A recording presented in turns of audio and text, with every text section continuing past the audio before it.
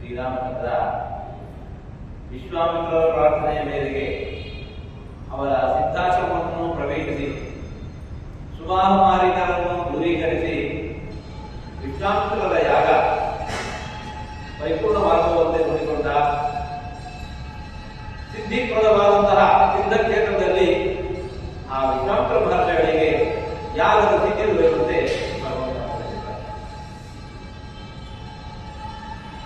ಅದೆಲ್ಲ ಮುಗಿದ ಬಳಿಕ ಅಲ್ಲಿದ್ದ ಋಷಿಮುನಿಗಳೆಲ್ಲ ಜನಕ ಮಹಾರಾಜನ ಅರಮನೆ ಕಡೆಗೆ ತೆರಳುತ್ತಾ ಇದ್ದಾರೆ. ರಾಮನನ್ನು ಆಹ್ವಾನಿಸಿದರು. ಶ್ರೀರಾಮಚಂದ್ರ ದಾರಿಯಲ್ಲಿ ಗೌತಮರ ಆಶ್ರಮ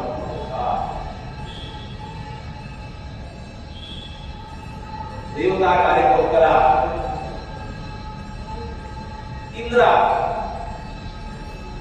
ಅಹಲ್ಯೆಯನ್ನು ಕೂಡಿದ. ಗೌತಮರಿಂದ ಶಾಪವನ್ನು ಸ್ವೀಕರಿಸಿದ. ಶಾಪದವಂತದ್ದು ಇಂದ್ರನಿಗೆ ಮಾತ್ರ ಅಲ್ಲ, ಈ ಕಡೆ ಅಹಲ್ಯೆಗೂ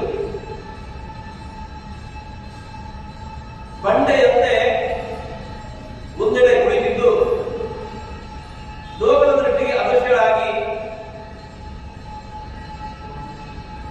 ಭಗವಂತನ ತಪಸ್ಸನ್ನು ಮಾಡ್ತಾ ಇದ್ದಾಳೆ. ಭಗವಂತ ತನ್ನ ದರ್ಶನ ಮಾತ್ರದಿಂದ ಆಕೆಗೆ ಮತ್ತೆ ಪುನಃ ಮರಳಿ ಪೂರ್ವ ಶರೀರವನ್ನು ದೊರಕುವಂತೆ ಮಾಡಿದ ಅನುಗ್ರಹಿಸಿದ. ಅಷ್ಟೇ ಅಲ್ಲ, ಸುಯೋಜಯಾಮಾಸ ಗೌತಮೇನ ಪತಿಯ ಜೊತೆಗೆ ಮತ್ತೆ ಸಮಾಗಮವನ್ನು ಮಾಡಿದ. ಶ್ರೀರಾಮಚಂದ್ರ ಮುಂದುವರಿದು ಜಾನಕಿಯ ಪರಿಣಯ ಮಾಡಿಕೋಬೇಕು. ಜನಕ ಮಹಾರಾಜನ ಮನೆಗೆ ಹೋಗಿ ಆ ಕಾರ್ಯವನ್ನು ಮಾಡಬೇಕು, ಸ್ವೀಕಾರ ಮಾಡಬೇಕು. ಸೀತಾದೇವಿಯನ್ನು ತಾನು ಸ್ವೀಕರಿಸಬೇಕು. ಸತ್ಪೂರ್ವದಲ್ಲಿ ನೋಡಿ, ಒಡೆದು ಹೋದಂತಹ ಕುಟುಂಬವನ್ನು, ಒಡೆದು ಹೋಗಿರ್ತಕ್ಕಂತಹ ಕುಟುಂಬವನ್ನು ತಾನು ಒಂದುಗೂಡಿಸಿ ಮುಂದುವರಿತಾ ಇದ್ದಾನೆ. ಭಗವಂತನ ಆರಾಧನೆ ನಾವು ಹಾಗೆ ಮಾಡಬೇಕಲ್ಲ. ತೈ ಯಥಾ ಯಥಾ ಉಪಾಸತೆ ತಥೈವ ಭವತಿ. ಭಗವಂತನನ್ನು ನಾವು ಯಾವ ಮುಖದಿಂದ ಉಪಾಸನೆ ಮಾಡ್ತೇವೆ, ಉಪಾಸನೆಗೆ ಅನುಗುಣವಾಗಿರುವ ಫಲವನ್ನು ಭಗವಂತ ಕೊಡುತ್ತಾನೆ. ಮನೆಯಲ್ಲಿ ಮಕ್ಕಳಿಗೆ ವಿವಾಹ ಆಗಿಲ್ಲ, ಪದ್ಮಾವತಿ ಕಲ್ಯಾಣವನ್ನು, ರುಕ್ಮಿಣಿ ಸ್ವಯಂವರದ ಕಥೆಯನ್ನು ಕೇಳಿಕೊಂಡಿದೆ, ಸೀತಾ ಸ್ವಯಂವರದ ಕಥೆಯನ್ನು ಕೇಳಿಕೊಂಡಿದೆ. ಭಗವಂತ ತಾನು ವಿವಾಹಿತನಾದ ಅನ್ನೋ ಜನತೆಯಿಂದ ನಾವು ಹಾಗೆ ಆ ಮುಖದಲ್ಲಿ ಭಗವಂತನ ಚಿಂತನೆ ನಡೆಸದೇ ಹೋದರೆ ನಮ್ಮಲ್ಲೂ ಕೂಡ ಆ ಕನ್ನಡ ಭಾಗ್ಯ ಕೂಡಿ ಬರುವಂತೆ ಭಗವಂತ ಕರೆಯುತ್ತಾನೆ. ಪ್ರಾಯ ಆ ಅಹಲ್ಯಾದೇವಿ ಕೂಡ ಹಾಗೆ ಭಗವಂತನ ಉಪಾಸನೆ ಮಾಡ್ತಾ ಇದ್ದಾರೆ. ಸೀತಾದೇವಿ ಪರಿಣಯಕ್ಕೆ ಹೋಗುವ ಮುಂಚೆ ಭಗವಂತ ಆ ಹೊರಟು ಹೋಗಿರುವಂತಹ ಕುಟುಂಬವನ್ನು ಒಗ್ಗೂಡಿಸಿ ದೈಹಿಕವಾಗಿ ಮಾತ್ರವಲ್ಲ, ಮಾನಸಿಕವಾಗಿ ಗೌತಮ ಮಹರ್ಷಿಗಳು ಆ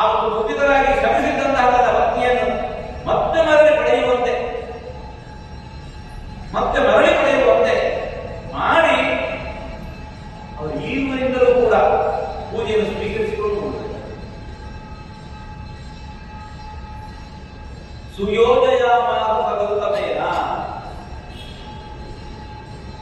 ಫಲಂ ಸ್ವಭಕ್ತೈರಧಿಕಂ ಪ್ರಕಾಶಯನ್ ಅನುಗ್ರಹಂ ಚ ಪ್ರದಶೇಷ್ವತುಲ್ಯಂ ಅನನ್ಯ ಭಕ್ತಾಂತ ಸುರೇಶಕಾಕ್ಷಯ ವಿಧಾಯ ನಾರೀಂ ಪ್ರಯಯು ತಯಾ ಅನ್ಯತಃ. ಶ್ರೀರಾಮಚಂದ್ರ ಈ ಕಾರ್ಯವನ್ನು ಯಾರು ಮಾಡಿದ? ಭಗವದ್ಭಕ್ತಿಗೆ ಇರತಕ್ಕಂತಹ ಮಹತ್ವ ಹೇಗೆ, ಭಗವದ್ಭಕ್ತಿಗೆ ಇರತಕ್ಕಂತಹ ಮಹತ್ವ ಹೇಗೆ ಅನ್ನೋದನ್ನು ಜಗತ್ತಿಗೆ ತಿಳಿಸಬೇಕಾಗಿದೆ.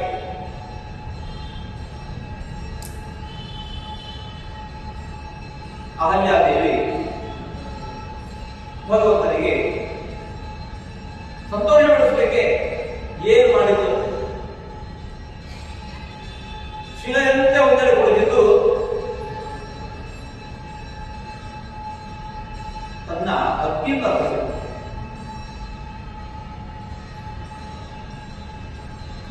ಬಗೆ ಬಗೆಯ ಪುಷ್ಪಗಳನ್ನು ಅರ್ಪಿಸಿದ್ದು, ಬಗೆ ಬಗೆಯ ಫಲಗಳನ್ನು ಸಮರ್ಪಿಸಿದ್ದು, ಬಗೆ ಬಗೆಯ ನೈವೇದ್ಯಗಳನ್ನು ಸಮರ್ಪಿಸಿದ್ದು.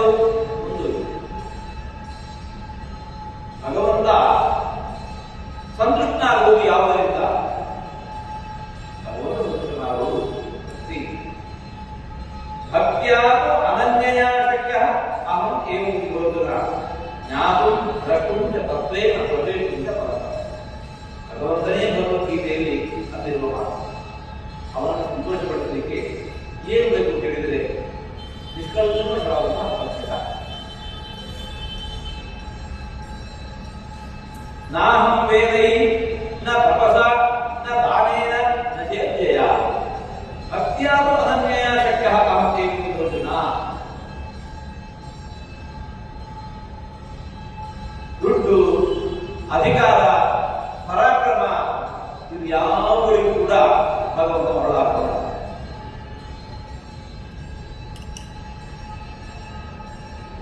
ಯಾರಲ್ಲಿ ನಿಷ್ಕಲ್ಮಶವಾದ ಭಕ್ತಿ ಇದೆ ಭಗವಂತ ಒಲಿದು ಬಿಡ್ತಾರೆ. ಕೃಷ್ಣನಾಗಿ ಪಾಂಡವರ ರಾಯಭಾರಿಯಾಗಿ ಹಸ್ತಿನಾವತಿ ಬರ್ತಾ ಇದ್ದಾರೆ.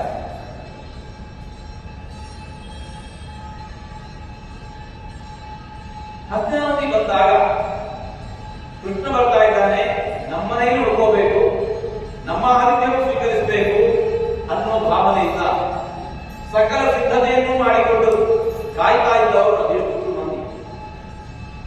ಹಸ್ತಿನಾವತಿ ಬಂದಾಗ ನಮ್ಮನೆ ಬರಬೇಕು, ನಮ್ಮನೆ ಉಳ್ಕೋಬೇಕು, ನಮ್ಮ ಆತಿಥ್ಯ ಸ್ವೀಕರಿಸಬೇಕು. ಚಕ್ರವರ್ತಿಯಾಗಿರ್ತಕ್ಕಂತಹ ಧೃತರಾಷ್ಟ್ರ ಕಾಯ್ತಾ ಇದ್ದಾರೆ. ದುರ್ಯೋಧನ ಅವನು ಕಾಯ್ತಾ ಇದ್ದ. ದೇವರ ಮೇಲೆ ಭಕ್ತಿ, ಪ್ರೀತಿ, ಅಭಿಮಾನ, ಗೌರವ ಇದು ಒಂದು ಅಲ್ಲ.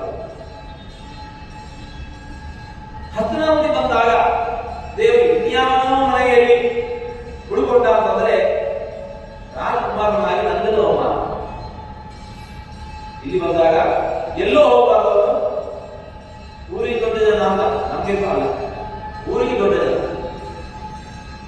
ನಮ್ಮೂರಿಗೆ ಬಂದಾಗ ಇನ್ಯಾವ ಮನೆಯಲ್ಲಿ ಉಳ್ಕೊಂಡ ಅಂತಂದ್ರೆ ಮಂದಿ ಏನಂತಾರೆ? ಹಸ್ತಿನಾವತಿ ಬಂದಾಗ ಕೃಷ್ಣ ದುರ್ಯೋಧನ ಮನೆಗೆ ಹೋಗಿಲ್ಲ, ಇನ್ಯಾವ ಮನೆಯಲ್ಲಿ ಉಳ್ಕೊಂಡ ಆ ಮಾತು. ಹಾಗಾಗಿ ನಮ್ಮ ಮನೆಗೆ ಹೋಗಬೇಕು. ಎಲ್ಲ ಸಿದ್ಧತೆ ಮಾಡಿದ. ಆ ಕಡೆ ಭೀಷ್ಮಾಚಾರ್ಯರು ಕಾಯ್ತಾ ಇದ್ರು, ದ್ರೋಣಾಚಾರ್ಯರು ಕಾಯ್ತಾ ಇದ್ರು. ಭಗವಂತ ಹಸ್ತಿನಾವತಿಗೆ ಬಂದ. ಯಾರ ಮನೆಗೆ ಹೋದ? ಯಾರ ಅನುಸರಿಸಬೇಕಾಗಿದ್ದಾರೆ? ದಾಸವಂತಾರೆ ವಿದುರನ ಭಾಗ್ಯವಿದು ಮಧುನ ಜಾಂಡ ಕದೆ ಭೂಗುತ್ತಲಿದೆಕೋ. ವಿದುರನ ಭಾಗ್ಯವಿದು. ಭಗವಂತ ವಿದುರನ ಮನೆಗೆ ಹೋಗಿ ಅವನ ಆತಿಥ್ಯ ಸ್ವೀಕರಿಸಿದ. ಏನಿತ್ತು ವಿದುರನಲ್ಲಿ? ಧೃತರಾಷ್ಟ್ರನನ್ನು ಮೀರಿಸಿದಂತಹ ಅಧಿಕಾರ ವಿದುರನಿದ್ದೇನು? ಇಲ್ಲ. ಅವನ ಚಕ್ರವರ್ತಿ ಧೃತರಾಷ್ಟ್ರ, ಇವನು ದಾಸಿ. ದುರ್ಯೋಧನನಲ್ಲಿದ್ದಂತಹ ಸಂಪತ್ತಿ ಎಷ್ಟು? ರಾಜ್ಯದ ಕೋಶಗಳು ಅವರ ಕೈಯಲ್ಲಿದೆ.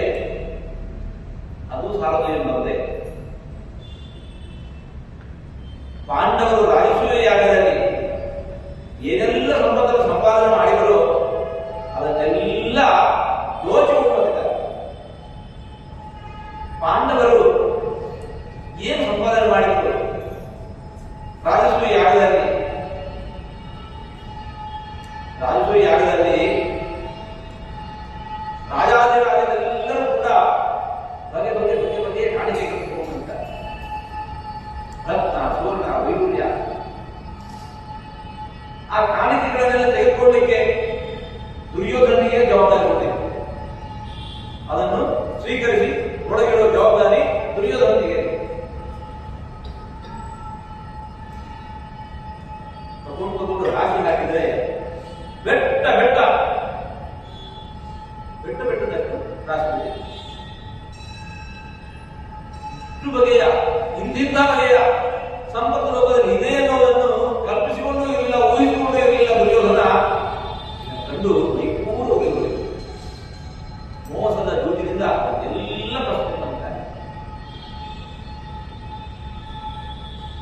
ಕೃಷ್ಣನಿಗೆ ಧೃತರಾಷ್ಟ್ರನ ಅಧಿಕಾರ ಕಾಣಲಿಲ್ಲ, ದುರ್ಯೋಧನನಿದ್ದಂತಹ ಸಂಪತ್ತು ಕಾಣಲಿಲ್ಲ.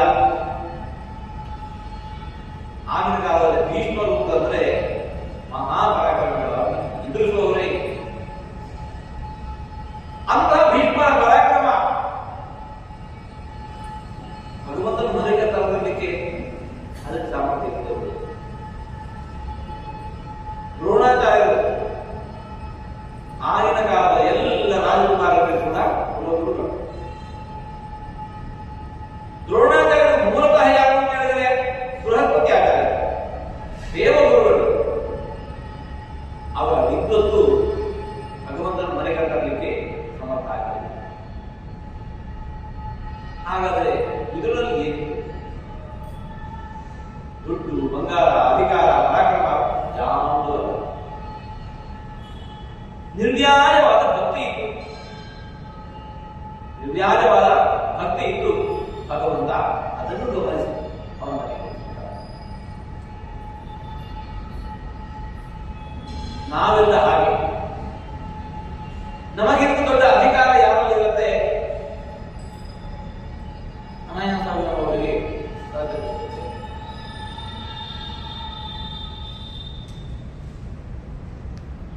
ಭಗವಂತನ ನೋಡಿದರೆ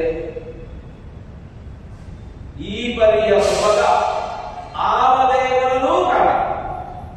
ದೊರೆಯ ತನದಲ್ಲಿ ನೋಡೆ ಧರಣಿ ದೇವಿಗೆ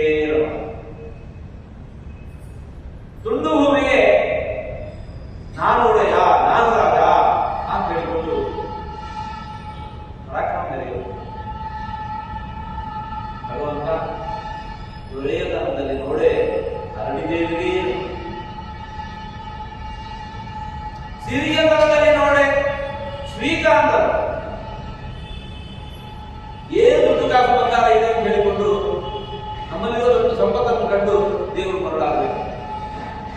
ಯಾವ ಸಂಪತ್ತನ್ನು ಸಂಪಾದನೆ ಮಾಡಲಿಕ್ಕೆ ಆ ಮಹಾತಾಯಿಗೆ, ಮಹಾಲಕ್ಷ್ಮಿ ನಾವು ಎಷ್ಟು ಮೊರೆ ಹೋಗಿದ್ದೇವೋ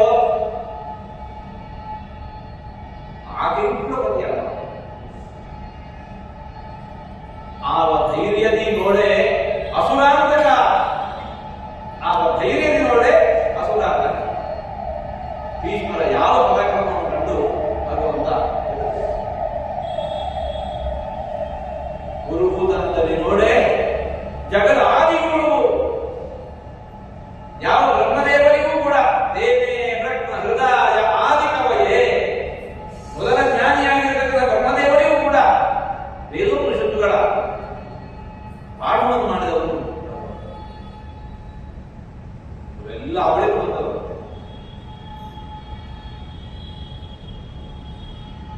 ಭಗವಂತನಿಗೆ ರಚಿಸಲಿಕ್ಕೆ ಏನು ಬೇಕು? ಯಾವ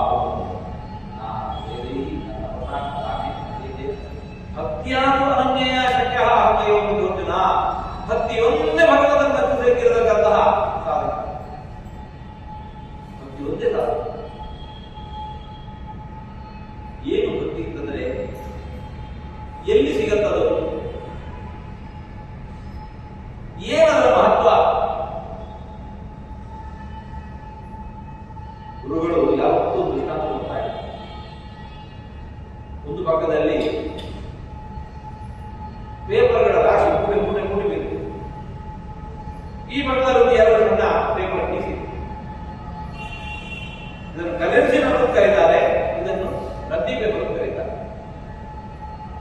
ಯಾವುದಕ್ಕೆ ಬೆಲೆ ಜಾಸ್ತಿ?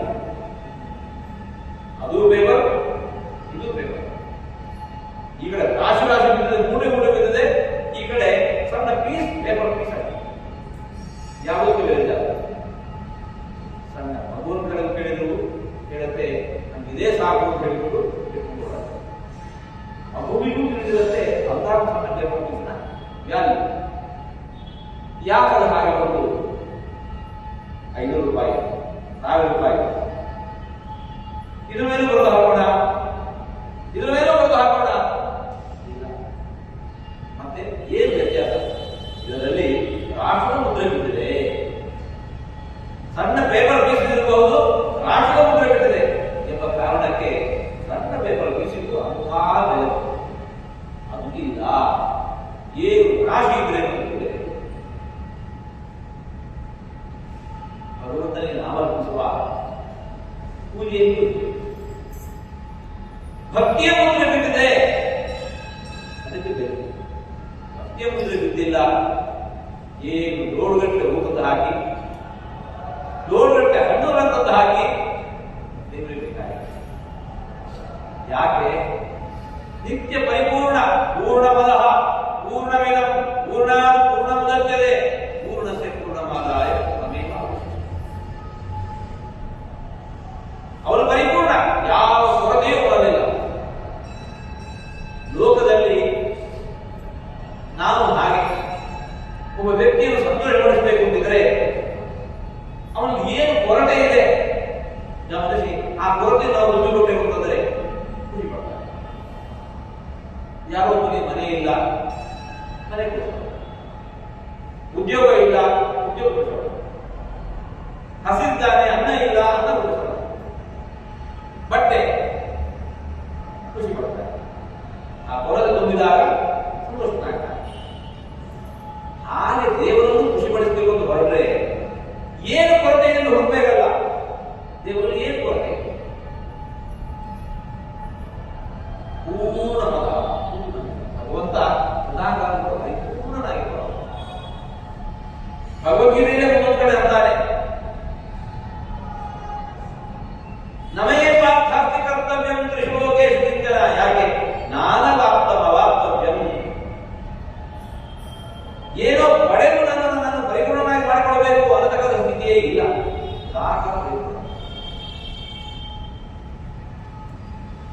ಮಂದಿಯಲ್ಲಿ ಹಾಗೆ ಏನೋ ಕೊರತೆ ಇರುತ್ತೆ, ಅದನ್ನು ತುಂಬಿಸಿಕೊಟ್ಟಿರುತ್ತದೆ.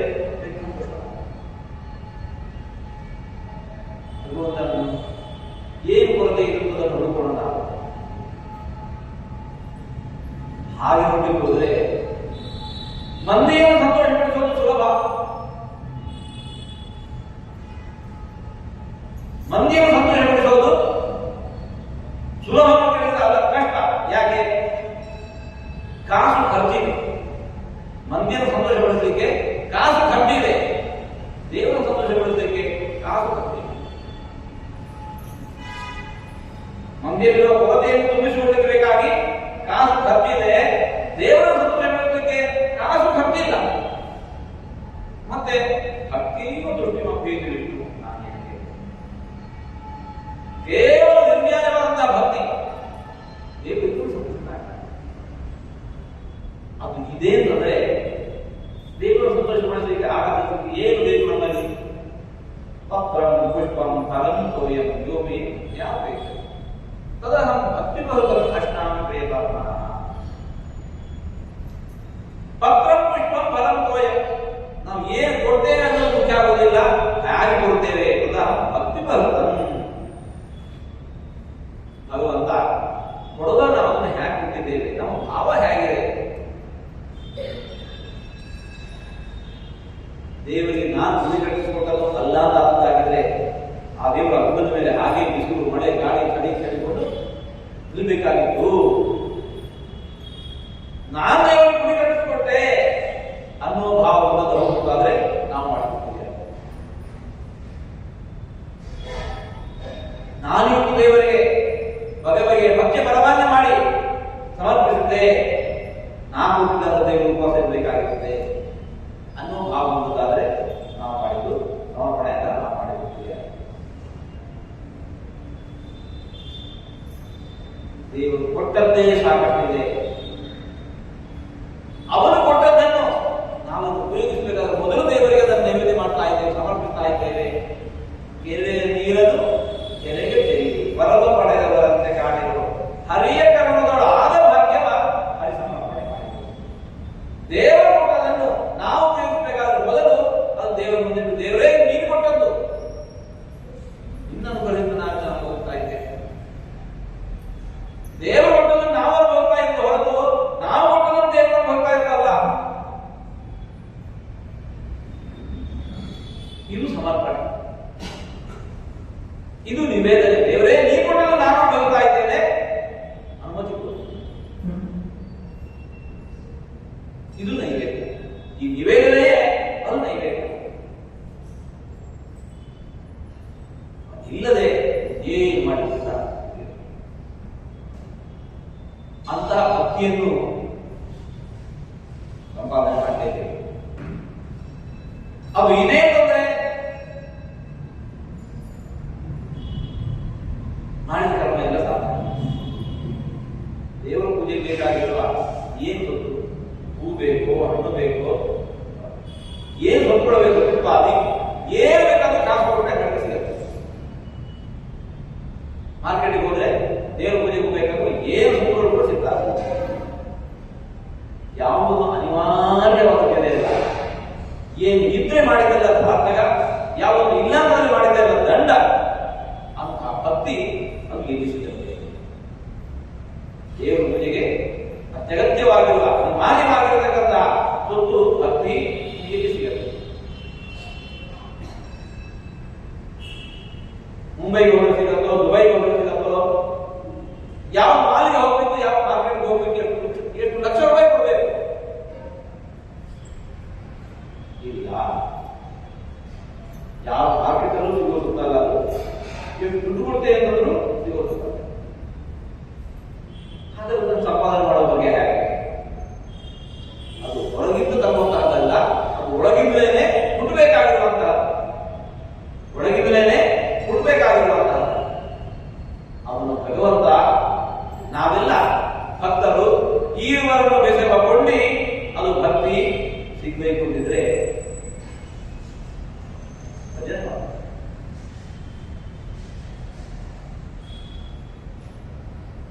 ಭಗವಂತನ ಮಹತ್ವವನ್ನು ಅರಿತಿರತಕ್ಕಂತಹ ದಾಸವರೇಣ್ಯರು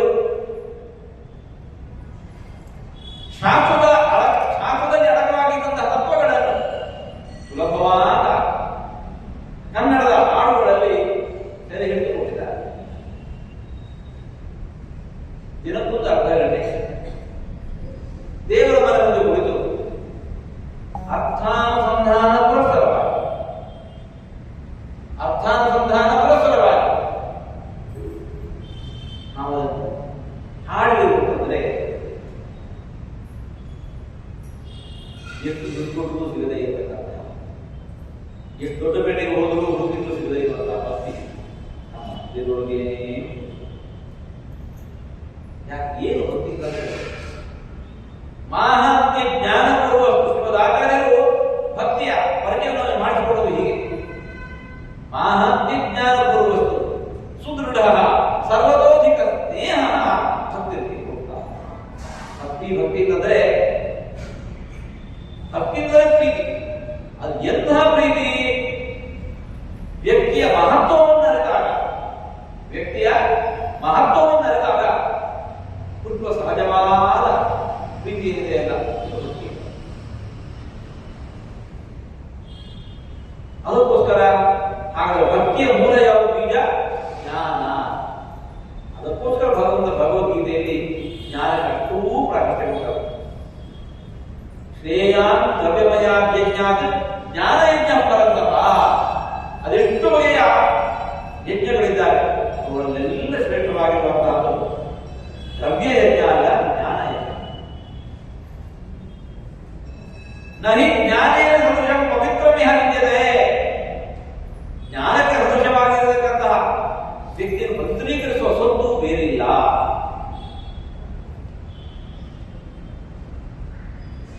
ಬಹೂನಾಂ ಜನ್ಮನಾಂ ಅಂತೆ ಜ್ಞಾನವಾನ್ ಮಾಂ ಪ್ರಪದ್ಯತೆ.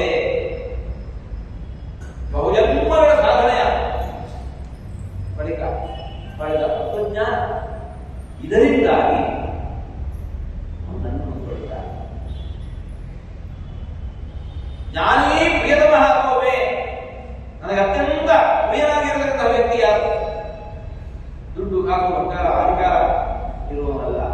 ಮತ್ತೆ ಯಾವ ತತ್ವಜ್ಞಾನ, ಸುಂದರ ತತ್ವಜ್ಞಾನ ಇದೆ,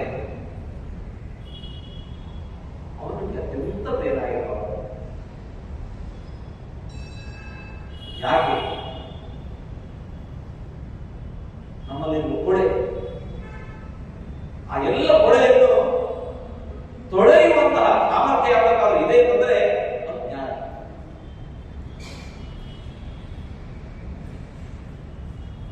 ಮುಸಂಜೆ ಹೊತ್ತು ತಂದೆಯಾದವನು ಆಫೀಸಿಂದ ಬರ್ತಾ ಇದ್ದಾನೆ ಮನೆಗೆ. ಮನೆ ಬಂದಾಗ ಅವನ ಮಗು ಅಪ್ಪ ಬಂದ ಅಂತ ಹೇಳಿಕೊಂಡು ಅವನ ಪ್ರೀತಿಯನ್ನು ಬಯಸಿ, ಅವನ ಅಕ್ಕರೆಯನ್ನು ಬಯಸಿ ಅವನ ಬಳಿ ಓಡಿ ಹೋಗತ್ತೆ. ತಂದೆ ಗದರಿ ಬಿಡ್ತಾನೆ ದೂರನೇ. ಯಾಕೆ? ಇಷ್ಟು ಹೊತ್ತು ಮನೆ ಅಂಗಳದಲ್ಲಿ ಆಡಿಕೊಂಡಿದೆ, ಅಲ್ಲಿ ಇಲ್ಲಿ ಬಿದ್ದು ಕೈ ಮೈ ಎಲ್ಲ ಕೊಂಚೆ ಕೆಸರು ತುಂಬಿದೆ, ಕಣ್ಣೀರು ಹತ್ತೊತ್ತು ಮೈ ತುಂಬ ಮುಖ ತುಂಬ ಕಣ್ಣೀರು ಅಂಟಿಕೊಂಡಿದೆ, ತಲೆ ಎಲ್ಲ ಕೆದರಿದೆ, ಬಟ್ಟೆಯಲ್ಲಿ ಕೊಳಕಾಗಿದೆ. ಬರಬೇಡ ಅಂತ ಹೇಳ್ಕೊಂಡು ಗದರ್ತಾರೆ. ಅದ್ಕೋತ ತಾಯಿಯ ಬಳಿ ಬರುತ್ತೆ. ತಾಯಿಯಾರು ಆ ಮಗುವನ್ನು ಕರ್ಕೊಂಡ್ಬಂದು ನೀಸಿ ಮೈ ಸುಗಂಧವೇ ಬೆಳೆದು ತಲೆ ಬಾಕಿ ಹೂ ಮುಡಿದು ಹೊಸ ಬಟ್ಟೆ ಉಡಿಸಿ ಕಳುಹಿಸಿದ್ರು ಅಂತಂದ್ರೆ ಬಾನ ಮಗು ಅಂತ ಹೇಳಿಕೊಂಡು ಅದೇ ಅಪ್ಪ ಅದೇ ಮಗುವನ್ನು ಹೊರಗೆಳೆದು ಎತ್ತಿಕೊಂಡು ಖುಷಿ ಪಡ್ತಾರೆ. ಮಗುವಿಗೆ ಖುಷಿ ಪಡ್ತಾರೆ. ಮೈಯಲ್ಲಿ ಕೊಳೆ ತುಂಬಿದ್ದ ಹೊತ್ತಿಗೆ ತನ್ನದೇ ಮಗುವನ್ನು ಕೂಡ ಅಪ್ಪ ಸೇರ್ತಾರೆ. ಭಗವಂತನ ಎಲ್ಲರಿಗೂ ಕೂಡ ತಂದೆ. ಅವನ ಪ್ರೀತಿಯನ್ನು ಬಯಸಿ ನಾವು ಅವನ ಬಳಿಗೆ ಓಡ್ತೇವೆ. ಆದರೆ ಒಳಗೆ ಇಷ್ಟು ಕೊಳೆ ಯಾವುದು? ಮೈಯ ಕೊಳೆ ತೊಳೆಯಲಿಕ್ಕೆ ಸಾಕಷ್ಟು ಬಗೆಯ ಸೋಪುಗಳಿದ್ದಾರೆ. ಮೈಯ ಕೊಳೆ ತೊಳೆಯಲಿಕ್ಕೆ ನೀರಿದೆ, ಬೇರೆ ಕಾಲ ಸೋಪುಗಳಿದ್ದಾರೆ. ಮನದ ಕೊಳೆಯನ್ನು ತೊಳೆಯುವ ನೀರು ಯಾವುದಿದೆ, ಸೋಪು ಯಾವುದು? ಅರ್ಜುನ ಕೇಳಿದ ಕೃಷ್ಣ ಅಂತ. ಅರ್ಜುನ ಒಮ್ಮೆ ಆರೋಪಿಸ್ತಾನೆ, ಬೆಚ್ಚಿ ಬಿದ್ದ. ನಮ್ಮೊಳಗಿರತಕ್ಕಂಥ ಕೊಳೆ ಅದೆಷ್ಟು, ಎಲ್ಲ ಹೇಗಿದ್ದ ಪರಿಹಾರ, ವಿಮುಕ್ತಿ ಹೇಗೆ ಅಂತ ಕೇಳಿದ ಕೃಷ್ಣ ಅಂತದ್ದು. ಯಥೈಧಾಮ ಸಮಿತ್ತೋಗ್ನಿ ಭಸ್ಮಸಾತ್ ಕೃತೇರ್ವಿನ ಜ್ಞಾನಾಗ್ನಿ ಸರ್ವಕರ್ಮಾಣಿ ಭಸ್ಮಸಾತ್ ಕೃತೇ ತಥಾ. ದೊಡ್ಡ ಕಟ್ಟಿಗೆ ರಾಶಿ ಸುಟ್ಟು ಹಾಕಬೇಕು ಅಂತಂದ್ರೆ ಒಂದು ಬೆಂಕಿ ಕಿಡಿತ ಆನೆ ಬೆಳೆಸ್ತಾ ಇಡೀ ಕಟ್ಟಿಗೆ ರಾಶಿ ಹೇಗೋ ಅದರಂತೆ ಜ್ಞಾನ ಅಗ್ನಿ, ತತ್ವಜ್ಞಾನ ಅಂತಕ್ಕಂಥ ಅಗ್ನಿ ಏನಿದೆ ಅಲ್ಲ, ಇನ್ನೊಳಗಿರತಕ್ಕಂಥ ಸರ್ವ ದೋಷಗಳು ಕೂಡ ಸುಟ್ಟಾಗಿದೆ. ಸರ್ವಕರ್ಮಾಣಿ ಭಸ್ಮಸಾತ್. ಹಾಗಾದ್ರೆ ಮನವನ್ನು ಆತ್ಮನನ್ನು ಹೊಳೆಯುವ, ಹೊಳೆಯನ್ನು ಪರಿಹರಿಸುವ ಸಾಧನ ಯಾವುದು? ದೇವತೆ.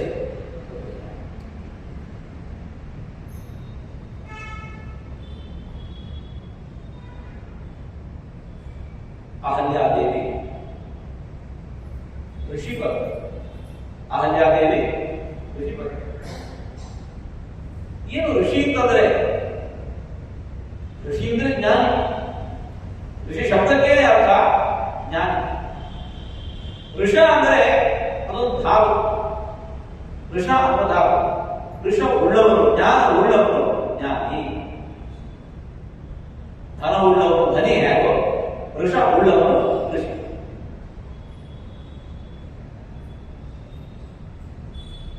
ಕಾಡಿನಲ್ಲಿ ಇದ್ದುಕೊಂಡು, ಏಕಾಂತದಲ್ಲಿ ಇದ್ದುಕೊಂಡು ಚಿಂತನೆಯನ್ನು ಮಾಡ್ತಾ ಮಾಡ್ತಾ ಮಾಡ್ತಾ ಮಾಡ್ತಾ ಪಡೆದಿರ್ತಕ್ಕಂಥ, ವೇದಗಳ ಅಧ್ಯಯನ ಮೂಲಕ ಪಡೆದಿರ್ತಕ್ಕಂಥ ಜ್ಞಾನ. ಭಗವಂತನ ಪಡೆಯಲಿಕ್ಕೆ ಏಕೈಕ ಮಾರ್ಗ ಅದು. ಭಗವಜ್ಞಾನ ಸಂಪಾದನೆ ಮಾಡುವಾಗ ಹೇಗೆ? ಸುಮ್ಮನೆ ಹೀಗೆ ಕುತ್ಕೊಂಡು ಆಲೋಚನೆ ಮಾಡಿದರೆ ದೇವರು ಹೀಗಿದ್ದಿರಬಹುದು, ದೇವರು ಹೀಗೆ ಇಲ್ಲ, ನಾನು ಹೋಗುವಾಗ ಅಕಸ್ಮಾತ್ ದಾರಿ ಸಿಕ್ಬಿಟ್ಟ, ಅವ್ರು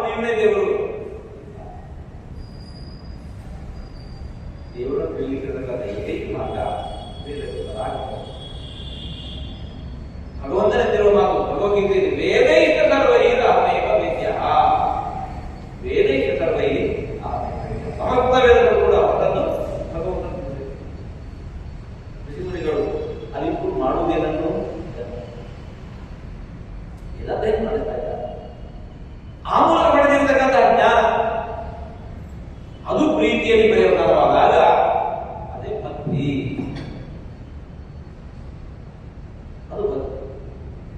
ನಮಗೆ ವೇದಾಧ್ಯಯನ ನಡೆಸಲು ಸಾಧ್ಯ ಆಗ್ತಾ ಇದೆ. ನಾವು ಹೇಗೆ ಭಕ್ತಿ ಸಂಪಾದನೆ ಮಾಡಬೇಕು?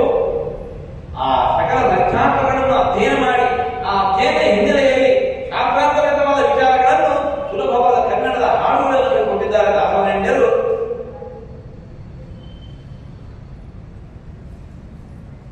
ದಾಸವರೇಣ್ಯರ ಹಾಡುಗಳಲ್ಲಿ ಅಂಕಿತ ಇದೆ. ಯಾವ ಅಂಕಿತವಿದ್ದವರು? ವ್ಯಾಸರಾಜರು, ವಾದರಾಜರು ಮೊದಲಾಗಿರುವಂತಹ ಜ್ಞಾನಿಗಳು ಅವರೊಳಗೆ ಶಾಸ್ತ್ರಾಧ್ಯಯನವನ್ನು ಮಾಡಿ ಅವರಿಂದ ಅಂಕಿತವನ್ನು ಪಡೆದು ಕೃತಿಗಳು ಶಾಸ್ತ್ರಗಳಲ್ಲಿ ಅಡಕವಾಗಿರತಕ್ಕಂಥ ವಿಚಾರಗಳನ್ನು ಸುಲಭದ ಕನ್ನಡದಲ್ಲಿ ನಮಗೆ ನೀಡ್ತಾ ಇದ್ದಾರೆ. ಋಷಿಮುನಿಗಳು ತಪಸ್ಸಿನ ಮೂಲಕ ವೇದಾಧ್ಯಯನವನ್ನು ಮಾಡಿಕೊಂಡು ಆ ಜ್ಞಾನ ಸಂಪಾದನೆ ಮಾಡಿದರೆ ನಾವು ಅಂತಹ ಜ್ಞಾನಿಗಳ ಉಪದೇಶದ ಹಿನ್ನೆಲೆಯಲ್ಲಿ ಯಾವ ದಾಸವರೇಣ್ಯರು ಏನು ಕೃತಿಗಳನ್ನು ನೀಡಿದ್ದಾರೆ ಅದನ್ನು ನಾವು ಅರ್ಥಾನುಸರವಾಗಿ ಅರ್ಥ ಮಾಡಿಕೊಂಡು ದೇವರ ಮನದ ಕುರಿತು ಹಾಡೇ ಬಂದರೆ ಒಂದು ಅರ್ಧ ಗಂಟೆ ನಿಲ್ತಾರೆ. ಎಷ್ಟು ದುಡ್ಡು ಕೊಟ್ಟು ಎಷ್ಟು ದೊಡ್ಡ ಮಾರ್ಕೆಟಿಗೆ ಹೋದ್ರು, ಎಷ್ಟು ದೊಡ್ಡ ಮಾಲ್ಗೆ ಹೋದ್ರು ಸಿಗದೇ ಇರುವಂತಹ ಭಕ್ತಿ ನಮ್ಮ ಮನೆಯಲ್ಲಿ ಆ ಭಕ್ತಿಯು ಇದೇ ತೊಂದರೆ. ಆ ಭಕ್ತಿ ಮಾಡಿದೆ ಮಲಗಿ ಪರಮಾನಂದಿ ಮಾಡಲು ಕುಳಿತು ಕೇಳುವ, ಕುಳಿತು ಪಾಡಲು ನಿಲ್ಲುವ, ನಿಂತರೆ ನಲಿಯುವ, ಉಳಿದು ಮಗಿರುವ ಕುಲಮನೋಹರ ತನ್ನವರ ತಲೆಗಳಿಗೆ ಬಿಟ್ಟಗಲ ಪ್ರಮಾಣವನ್ನು ಅರಿಯದೆ ಮಾನವರನ್ನು ದೊಡ್ಡ ರೋಗದಲ್ಲಿ ಬಿದ್ದಿದ್ದೇವೆ, ಮಲ್ಕೊಂಡಿದ್ದೇವೆ, ಎದ್ದುಕೊಂಡು ಸಾಮರ್ಥ್ಯವೂ ಇಲ್ಲ, ಇಂತಿಲ್ಲ, ಮಲಗಿಟ್ಟುಕೊಂಡೆ ಪರಮಾನಂದಿ ಮಾಡಲು ಆ ಪ್ರೀತಿಯಿಂದ ಭಕ್ತಿಯಿಂದ ಹಾಡಿ ಕುಳಿತು ಕೇಳುವ ಪಕ್ಕದಲ್ಲಿ ಕುಳಿತು ಕೇಳ್ತಾರೆ. ಕುಳಿತು ಮಾಡಲು ಎದ್ದು ಕೂಡ ಸಾಮರ್ಥ್ಯ ಬಂದಿದೆ, ಕುಳಿತು ಮಾಡಲು ನಿಲ್ಲುವ, ನಿಂತರೆ ನಲಿಯುವ. ಭಕ್ತಿ ಪರಮಶತೆಯಿಂದ ನಾವೇ ಕುಳಿತು ಭಗವಂತನ ಭಜನೆಯನ್ನು ಮಾಡಿರುವುದಂದ್ರೆ ಇದಕ್ಕೆ ಮಗಿರುವ ಭಕ್ತನಾದವ ಭಗವಂತನ ಹೋಲಿಸಿಕೊಳ್ಬೇಕು ಅಂತ ಒಂದು ಹೆಜ್ಜೆ ಮುಂದಿಡೋದು. ಭಗವಂತ ಅದೇ ಭಕ್ತನನ್ನು ಅರ್ಥಬೇಕು ಅಂತ ಎರಡೆರಡು ಹೆಜ್ಜೆ ಮುಂದಿಟ್ಟಿರ್ತಾರೆ. ಮಲಗಿ ಮಾಡಲು ಕುಳಿತು ಕೇಳುವ, ಕುಳಿತು ಮಾಡಲು ನಿಲ್ಲುವ, ನಿಂತರೆ ನಲಿವ, ನಲಿತರೆ ಉಲಿವೆ ನಿಮಗಿರುವ. ತನ್ನವರನ್ನು ಅರೆಗಳಿಗೆ ಬಿಟ್ಟಗಲ ಅರಿಯದೆ ಎಲ್ಲಿರುವನೋ ಎಂಬ ಸಂಶಯ ಬೇಡ. ಎಲ್ಲಿ ಭಕ್ತರು ಕರೆದರೆ ಅಲ್ಲೇ ಬಂದುದು. ಯಾವ ಅಯೋಧ್ಯೆಯಿಂದ ಶ್ರೀರಾಮಚಂದ್ರ ಯಾವ ಕಾಡಿನ ಒಳಗೆ ಯಾವುದೋ ಒಂದು ಮೂಲೆಯಲ್ಲಿ ತಪಸ್ಸು ಮಾಡ್ತಾ ಹೋದಂತಹ ಅಹಲ್ಯ ಕರೆದರು ಅಲ್ಲಿ ಎಲ್ಲಿರುವನು ಹೊರಗ ಎಂಬ ಸಂಶಯ ಬೇಡ. ಎಲ್ಲಿ ಭಕ್ತರು ಕರೆದರೆ ಅಲ್ಲಿ ಬಂದವರು ಅಹಲ್ಯ ಉದ್ಧಾರ ಮಾಡಿದ